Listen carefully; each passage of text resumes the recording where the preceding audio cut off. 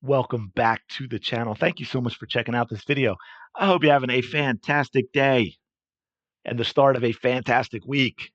Shout out to the 19 cousins. Look, folks, peeps, friends, we got to talk about this. We got to talk about this. They're getting out of hand. So, this is on the actual WNBA website. The Kia 2024 MVP ladder. We're going to take a look at this list. Now, real quick, voting, if you don't know, you vote for 5 players, first place through fifth place. First place, 10 points. Second place, 7. Third place, 5 points. Fourth place, 3 points. Fifth place gets a point. You add them all up. The person with the most points gets the MVP. This is why, although it's rare, a player can get more first place votes and yet not win the MVP. Okay, so now let's check this out. This is important. We'll be getting back to it. Kia MVP, all about all around impact, most valuable player. Winning matters and should factor in. While wins are not a solitary stat, the MVP conversation is supposed to be selective. This is the highest individual achievement one can earn in basketball. The editor needs to get on that and rewrite that sentence. But look, we have, of course, we knew Asia Wilson was going to be one. They anointed her before the season started because they were upset that Breanna Stewart won last year. They thought it should have been Asia Wilson. So, despite the same Aces team with their, 97 Olympians on that roster, I'm just kidding. It's not 97, but it is close. I mean, basically half the team is Olympians. Same team that went 34-6 last year. This year, the team has already lost 13 games. By the way, one thing I want to point out real quick with regard to Asia and Caitlin is total shooting percentage, which combines 2-point, 3-point, and free throw. Right? It's the whole shebang. Asia's is 60.4%. Last year was a career high 62.7. These are the only 2 years she's been over 60. So it's a little down from last year, but that's off a career high. I'm not knocking it. 60.4%. TS is fantastic. Caitlin Clark, that lady who they've talked about struggling as a shooter, can only shoot the 3, and she wasn't doing that well. You heard people like Skip Bayless go on and on and on. Caitlin Clark, as we scroll down to the advanced stats, 59.2%. She's 1 percentage point behind Asia Wilson. She has quietly gotten better and better and better as a shooter. I mean, she's a great free throw shooter. I think she's 90+%. She's got the 3 up to 34.7. And don't forget, Caitlin Clark has never been a hugely high percentage 3-point shooter. She's been a great 3-point shooter, but part of it is she takes a lot of very difficult threes that other people don't take. Her career in Iowa, I would think, was 37.7%. Right now, she's got it up to 34.7. But when you look at the threes she takes and the pressure that she's under, and that the fact that they have to, as a defense, account for the fact that she will shoot from the logo if you give her that space, and then that you can never go under a screen against her because of that threat. I think it'll get a little better, but man, 34.7% from there is perfectly fine. So her EFG is up to 53.1%. Now we're rolling down to Fisa Collier. I don't think that surprises anybody that she's at 2. Sabrina Ionescu at 3 is a little bit surprising. It's a little bit surprising. She's having a really, really good year, but in all the talks that I've been hearing, it's been Breanna Stewart. And shocker, Breanna Stewart is right behind her. They don't even really talk in here about Sabrina's individual stats. I think probably because they don't match up well with Caitlin's. And then we get the same thing with Breanna Stewart. Her career 3-point, she's down as a 3-point shooter. Her numbers are down this year. She was statistically better last year when she won the MVP.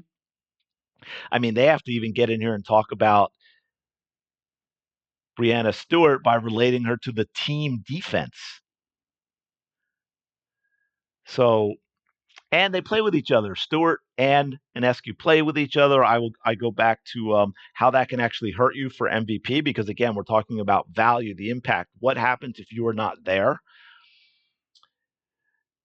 And I go back to my favorite again because I love that season, Allen Iverson and a bunch of role players going to the NBA Finals and Allen getting MVP that year. They lost in the finals to a very dominant Lakers team, very dominant Lakers team that year that had Shaquille and Kobe in their prime. Both were top 10 vote getters. I think Shaquille was third off the top of my head, if I remember that correctly, maybe second. I think Kobe was eighth or ninth. Both had monster years in terms of their individual numbers. But I think the fact that they were on such a great team and with each other, where if you take off one of them the whole season, they might have gone and won an NBA championship anyway.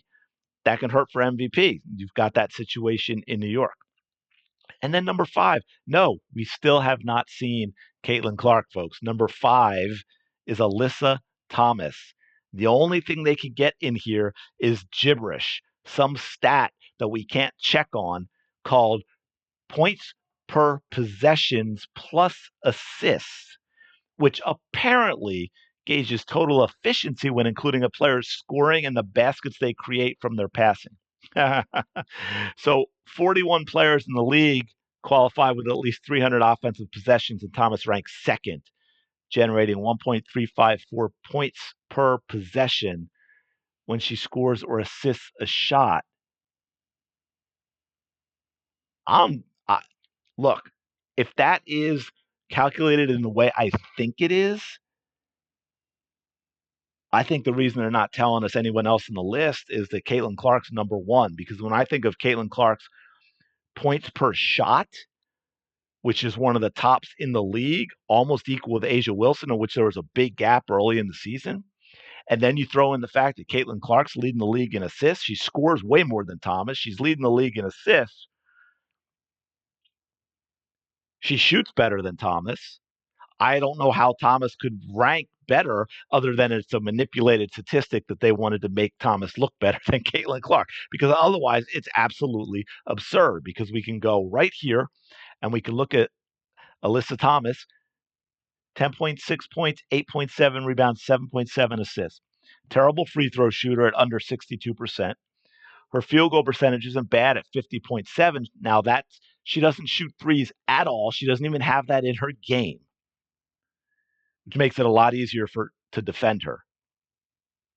And she shoots 50.7%, which means her EFG, of course, is 50.7%. Caitlin Clark, 19.2 points, not even close, 5.8 rebounds, pretty close for a guard compared to a forward of Alyssa Thomas's size, 8.5 assists. We know she leads that. She's going to break Alyssa Thomas's single season assist record, 53.1% from the field. But MVP players really come up late in the season, where Alyssa, forget that last game there, she played 7 minutes because she banged her knee. I think two players banged knees. She hurt her knees. But even since then, last 4 games, of which they've lost 2, 12 points, 7 points, 4 points, 8 points. She's taken 11, 5, 5, and 8 shots. I mean, come on. That's not an MVP type of player. Dennis Rodman took 5 shots a game. Give me a break. But I also wanted to show you, if I can go down to it. Is it broken up here? Sorry for scrolling so much. Yeah, I just want to see. Caitlin Clark is shooting 55% from 2, folks. So it's a huge gap between her and Alyssa Thomas. But don't worry, they finally get to Caitlin Clark in honorable mention and then don't mention anything about her value to the Indiana Fever. It just says, after a tough struggle, they're 14-6 over their last 20 games, including 2 massive wins coming out of the All-Star break. Huh. Okay, well, the Indiana Fever won 13 games last year. They won 5 games the year before.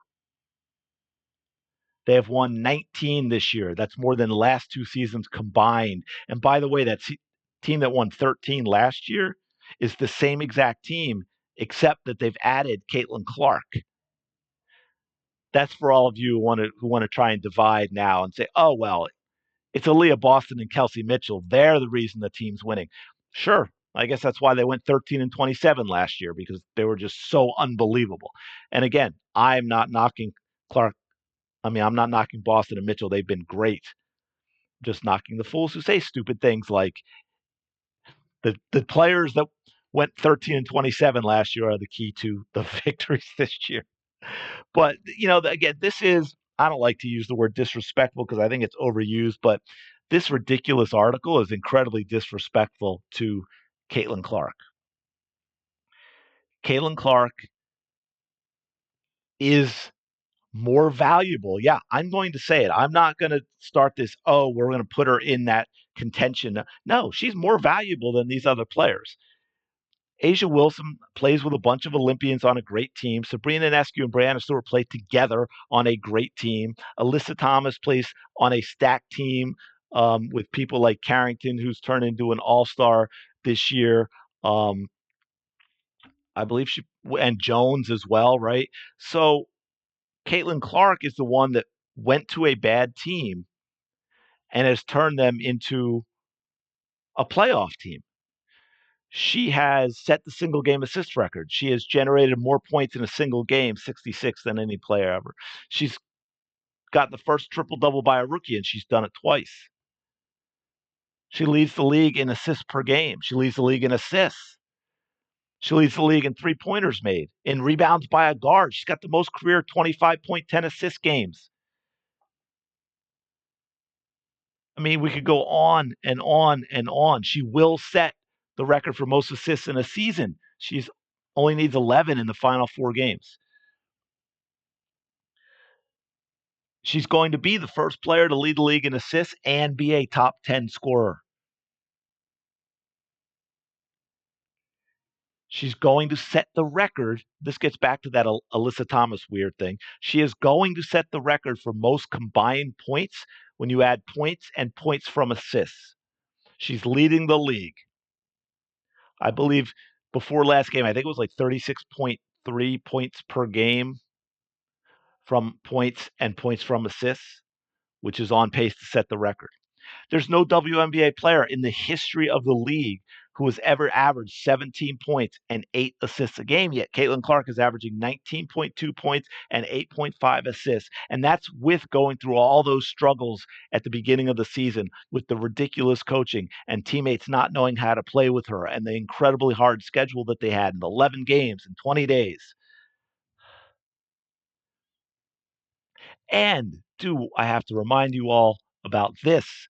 I put this up and I leave the numbers the same just to show you how much it's widened. When she set the rookie assist record for a season, I put this in here with the stats she had at the time: 497 points, 161 rebounds, 232 assists, 39 steals, 24 blocks. No player other than Caitlin Clark has ever had those stat lines. And by the way, what it is now is 692 points, 209 rebounds, 306 assists, 48 steals, and 27 blocks. Folks, the Indiana Fever have not been to the playoffs since 2016. They were 13-27 last year. They had 5 wins the year before. What do you think this Fever team looks like without Caitlin Clark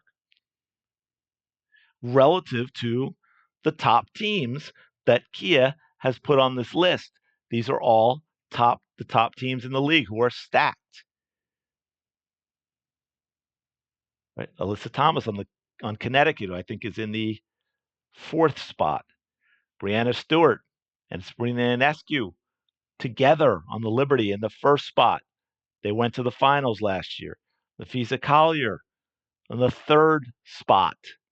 And then the defending 2-time champs who only lost 6 games last year.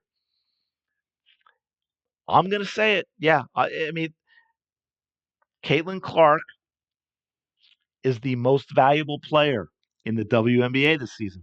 Yeah, I said it. I'm not going with the she's one of the top anymore because when I look at it a million different ways from a million different angles, I don't know how you say she's not the most valuable. I don't know how you say that if you take her away compared to these other players, that there's going to be a much bigger negative impact on the Indiana Fever than on these other teams. It is what it is, folks. And the people can scream and complain and cry their sweet, sweet, beautiful tears. Doesn't change anything, though. Let me know your thoughts on the comments below on this ridiculous list that doesn't even put Caitlin Clark in the top 5. If you're enjoying the content, please don't forget to like, comment, subscribe. It means so, so much. It really does help. And I will talk to you later.